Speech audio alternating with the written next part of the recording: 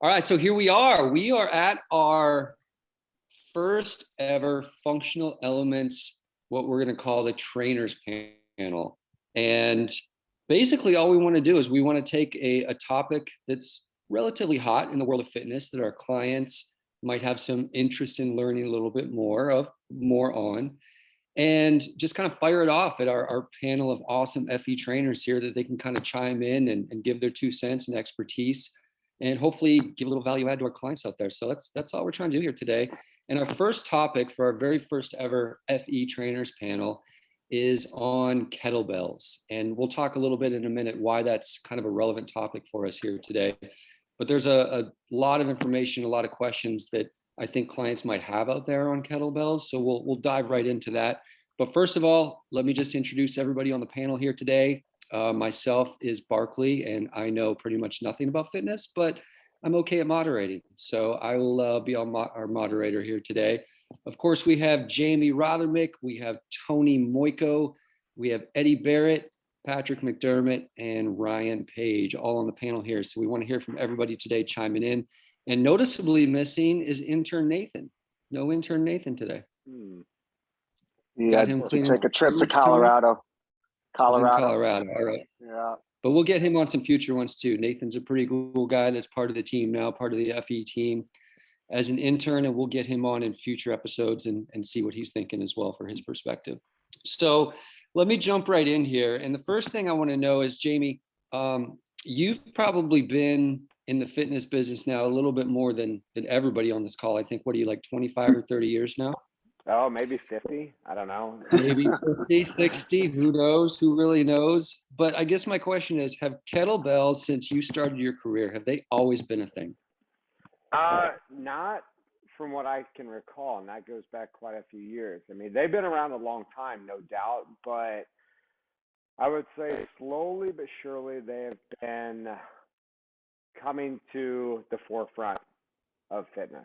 And maybe that was just my perspective. Maybe they've been more prominent than I suspect. But all in all, I would say the last 5 to 7 years they've really come, like I said, to the forefront of fitness. And with what Patrick and Tony are bringing back from their conference, I'm excited. I'm actually a little nervous about it myself, only because, yes, I know the basics of kettlebell, probably more than some, but even the stuff that I'm seeing them do that I've yet to learn makes me a little nervous, to be honest. Intimidating. So I remember at our former place of employment, we ordered our first kettlebells in 2007. Okay. And had our first in-service about them in 2008. Yep. And you know, comparing to what we're doing now, it's very, was very, I guess, very old school, if you can say, of what we were teaching back then. Mm-hmm. So you personally, when that first order got made, like you personally, did you work out with them, or were you very familiar with them, or everything was coming? I wasn't. I mean, I had to research myself and learn how to use them, and just pretty much learn by doing. Yep. And I mean, that many years ago, you're talking, I mean, the information that we have internet-wise just wasn't there. So it was pretty sparse with the information that we could get to actually use kettlebells. And Eddie, you're the youngest, so I mean, kettlebells have just always been kind of your repertoire, I would guess. Yeah, so like pretty much whenever I started getting into fitness and training, I mean, kettlebells are already pretty somewhat prominent. There's definitely been kind of more of a takeoff, I would say, in the past, like Jamie said, 5 to 7 years. But even before that, like I'd seen people do basic exercises like kettlebell swings, squats, lunges. So I've definitely seen them pretty much as long as I've been doing training myself, for as long as I've been aware of physical fitness in general. They've kind of always been a part of it. Yeah. Okay. So Jamie, a couple minutes ago, you mentioned the PPSC seminar that a couple of you guys, Tony and Patrick, went to. So Patrick, you were one of the guys that went to it a couple of weeks ago. So what kind of spurred you guys to say, hey, we need a little bit more education in kettlebells to go out and do this seminar? I think over like the past year, especially with COVID, you had more time at home, I guess, and looking stuff up as far as training. I always like knew of kettlebells. I weren't real familiar with them though. And we've done the PPSC, all of us went through it before. Level 1, I just wanted to learn more about it. I was just curious about it. And I was like, it's a tool that we have. We don't really do much swinging with it. Well, myself, I just do more like goblet squats and rows with them, but I wanted to learn how to swing it the correct way. And once I heard PPSC was going to do it, and Cliff was going to run it, he's kind of one of the guys I look up to in the fitness industry. I wanted to jump on it ASAP just to learn it more for myself, because I'm always one of those, I believe in, to give instruction, you have to be able to be instructed. And so why not learn from the guys from the PPSC who can teach it in a safe way for the general population, our clients, to use the kettlebell. Hey, this was something we were looking at like for what, 3 or 4 years, guys. Yeah. Yeah. Finally. Like something, it's a seminar with kettlebells. So right when we saw it, we kind of jumped right on it. And explain what we've thrown out this term PPSC is. Explain what PPSC even is. Pain-free performance specialist certification. So it's a way, it's kind of a philosophy to train that anybody can train, and you can train around your limitations, your injuries in a correct, safe way, based upon 6 foundational movements. Okay. All right. So, so Ryan, somebody walks into a gym, let's say, guy, girl, whatever, just walks into a gym. They see the kettlebells, they see the weights. Why is somebody going to choose kettlebells over weights, or why should somebody choose kettlebells over weights? Is it a one or the other thing? Is it a combo thing? Explain the choice between using one or the other. So yeah, I don't think one is better than the other. I think the guy that comes off the street is going to want to choose that more traditional piece of equipment or dumbbell over a kettlebell just because it's foreign to them, right? The benefits of a kettlebell, you can do pretty much anything with a kettlebell that you can do with a dumbbell, plus more, right? There's a lot of flows we can go through with that. So a kettlebell is very beneficial when it comes to teaching certain body mechanics and movements, right? It forces the body to learn how to go through hip extension. It teaches the body how to set its pillar to protect its low back. But I think, yeah, the general population is unfamiliar with them. They see them on Instagram. They think they may be cool, but they're still intimidated to go at them. And I think that's okay, because I feel like the general population going to a kettlebell without having proper instruction from somebody who has gone through certification classes is pretty, they can get hurt pretty easily with them. Yeah. If you don't know what you're doing with them. Yeah. And that's another reason why I wanted to do that right there, is because people are afraid of the kettlebell, because I mean, it looks cool. It's very dynamic. I'm kind of falling in love with it, but I wanted to be able to teach a 60-year-old man or woman to use it without hurting them. Right. Because I think it is very beneficial, and it helps people move in a more fluid, dynamic way, and which is very beneficial for everyday living. Yeah. Well, just like how many clients have you guys had when you just like give them a kettlebell? It's like, oh, I'm afraid I'm going to hit myself, like flipping it around or swinging around or drop it on my foot. It's just, just the shape of it makes it look intimidating and like really just so that's pure metal. That's the mentality out there. I think so. Like, it's a because big, if you have hit yourself with it, it's for real. It's a big, heavy metal object that's moving around fast, and it's flipping and it's spinning in different ways. It's very intimidating. So it was cool to see at the seminar to break movements down step by step, like to like the most like premature, like if you're swinging, how do you get it back behind you? Just even that's a drill within itself. So it was very cool just to hear different coaches teach it and different cues and different drills that they use to get people comfortable with it. All right. So before we dive into the PPSC seminar a little bit more, Tony, like a client walks into Functional Elements for an initial assessment, brand new client. What kind of cues in them when you're going through the assessment do you look for, or do you see that then leads you to put kettlebell exercises in your program?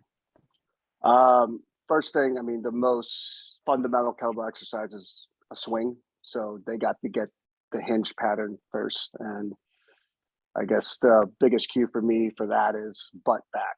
I mean, forcing you to use the biggest muscle in your body, forcing you to use your hamstrings to be able to move your hips in a proper way. So if they can't hinge without a kettlebell, why do you think they can hinge with a kettlebell? So being able to do a basic hinge with body weight, with holding something in front of them with bands first is what we're probably going to do in a assessment.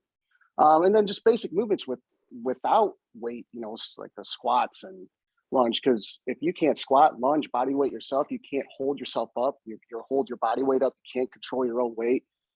You know what? You can't control it with a dynamic piece of equipment like a kettlebell. Yeah. So, Happy you know, loaded. assessing them, just moving their own body first. Okay. And to jump back a little bit in regard to why people are scared, and Tony, you brought up a point about being able to hinge. Well, if somebody isn't able to hinge, well, I think one of the fears of using a kettlebell is I'm going to hurt my back, right?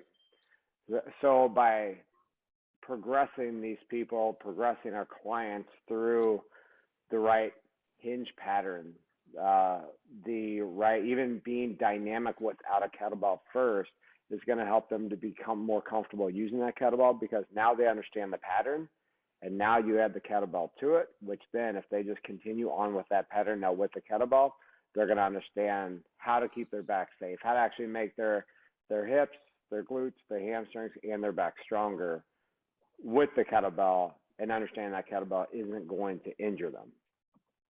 If I said that properly, Tony. Yeah. It's just having confidence and being able to do the movement first, and then, you know, playing around with the kettlebell. The more, I guess, what I really found with this seminar is it made us go through a 10-week workout before the seminar. So the more I handled the kettlebell, the more comfortable I got with it myself, and same steps with the client.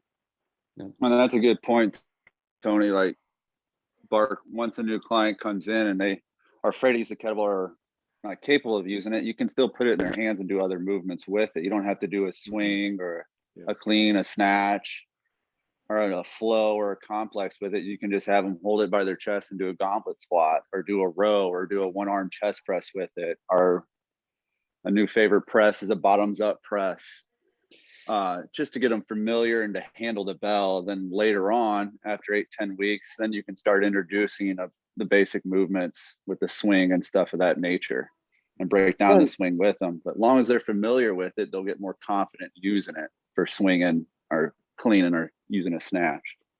And it might not be for everybody, and that's one of the points of the seminar was, you know, it's not good for sensitive people, and sensitive in more than one ways, whether their joints are sensitive, whether that bell resting on their, you know, holding it like this, resting on their wrist is sensitive. They gave us wristbands to use there for that. But I mean, if somebody is just too sensitive to do something with the kettlebell, then we'll find other ways to do it. But it's a useful piece of equipment to do cool things with, a lot of different things with. Yeah. Patrick, you had to use the wristbands, didn't you? Your little wrist? Yeah, my Wrist. my wristband, both. I still have mine in my wrapper, so I'm gonna save those for clients. I felt like a wuss, but I was like, everyone else is doing it, and my wrist was rubbing raw. I was like, I got to put my manhood aside. No, but I mean, we swung how many swings, Tony? 2,000 swings, probably. Oh man, yeah. So our hands were just shredded. My wrists, I got these big old mittens, so the bell would just sit right on here. After a while, Cliff even said it from the beginning, everyone, or most likely 90% of you, will put those wristbands on, believe me. So, but Tony made a good point. Like, if our clients need wristbands, give them wristbands, because metal on flesh, metal wins every time. So So, I mean, I saw some of the video footage of you guys out in San Diego doing like all kinds of stuff with a kettlebell that I didn't even know that you could do. And I guess I'm just like, did you learn new moves, new functions for the kettlebell that you didn't even know existed? Yeah, yeah. I mean, but it all starts from like, fundamental things to do with them. So Right. getting the fundamentals down and then adding steps to it, and then just adding like rhythm and flow to it, different, you know, handing it off between your legs, different ways to flip it on your wrists, press it above your head. But just learning the basics, and then from there, pretty much, if you can come up with something in your mind and you can do it, it becomes a combination movement, a flow. So that was cool, very cool. Yeah, and I've heard Tony say this a couple times now, that you can look pretty badass doing a move with a kettlebell, right, Tony?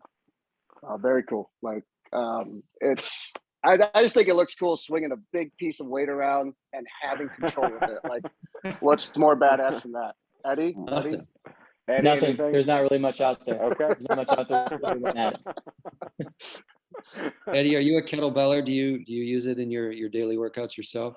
Yeah, I do. And I think the coolest thing about the kettlebell, some of these guys touched on it, is how like versatile it is and how scalable it is. So if I'm working with someone who hasn't trained very much before, I know I can get them on a basic goblet squat, like Patrick said. I know that I can get them doing a split squat, holding a kettlebell in a goblet position, a split squat, holding the kettlebell in one hand, having two kettlebells. So there's a lot of ways, even if you're not swinging it dynamically, that you can scale up to that.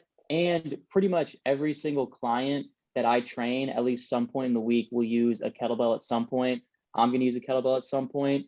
It's extremely versatile. And like I said, scalable for every individual, depending on what they need to work on. You can find something with a kettlebell that they can do and then progress up from there, just like you would with, a conventional barbell or dumbbells, which is what makes it such a good tool.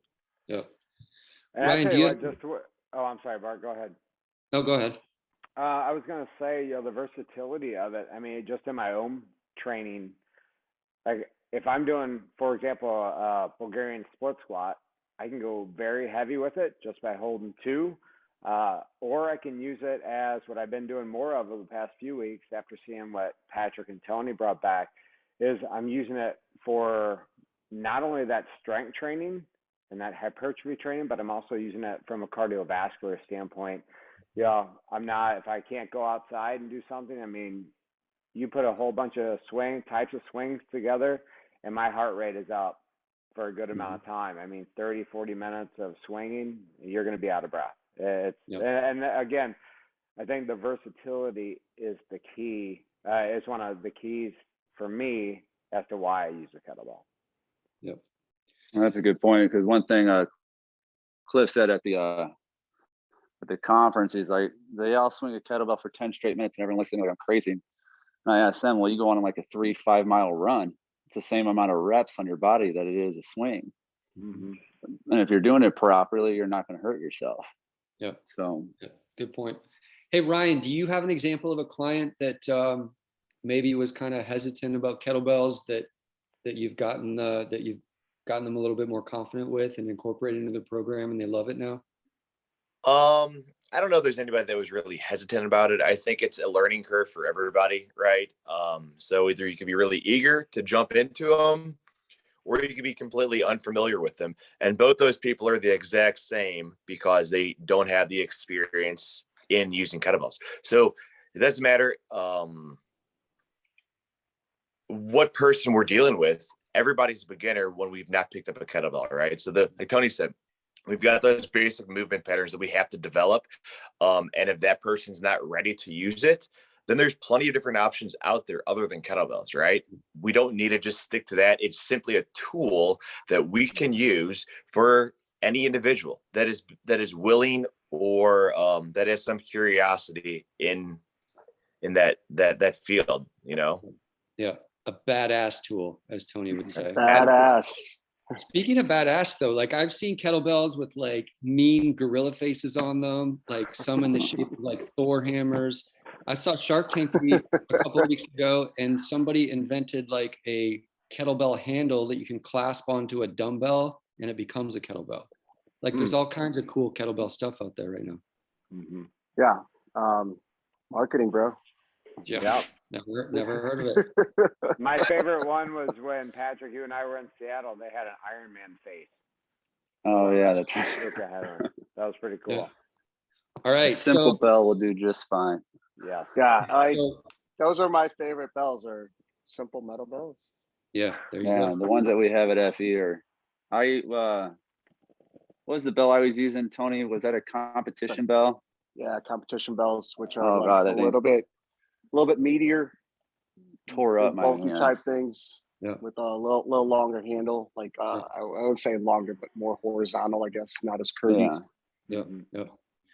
All right. So Tony, sum it up for us here. Like, what is the one key message that you want to leave clients with about kettlebells today after your seminar?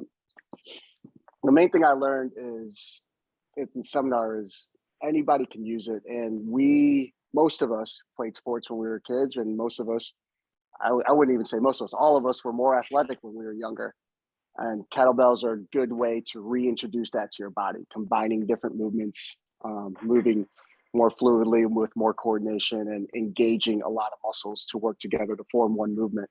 Yeah. And not just to move athletic, but real life experiences, right? So like, how many times have you carried a grocery bag on one hand, carrying a coffee cup on the other hand, then you forgot to close the trunk.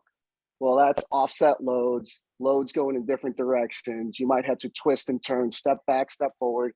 All those things can be done with the kettlebell, and not the same thing can be said with other pieces of equipment. So it does train you for real life things. Training Well, for I life. mean, it sounds to me like kettlebells fit very nicely into the kind of overarching theme of functional elements as a whole, which is obviously train for life, right? Hashtag train for life. All right. Anybody else have any kettlebell tidbits before we wrap this up? Well, one thing I love about the kettlebell, I use them at home all the time. So if I'm not able to work out at FE, I get like 30 minutes of time at home, I'll come down and use the kettlebell because it's small, it doesn't take up a lot of space. And like Tony just said, you can do a variety of movements with them. So if you are at home and you can't get to the gym, buy a kettlebell and learn how to use it. And it's very useful to use at home. Yeah. Cool. Agreed. All right, we'll wrap it up. But like I said, we want to do some more of these with some hot topics. I think maybe something to look forward to for the next one would be, Jamie, what was that term we just did the article on about muscle mass and what happens in the 30s and 40s? Anabolic resistance. Anabolic resistance. That's it. Maybe we'll use that as the next hot topic, unless something else comes up before then. Other than that, we will sign off. We'll keep these things fairly short, and hopefully everybody got some value out of this. And we will be coming at you with our next trainer panel very soon. Thanks everybody for tuning in. Later. Thanks, Hey buddy. guys. See ya.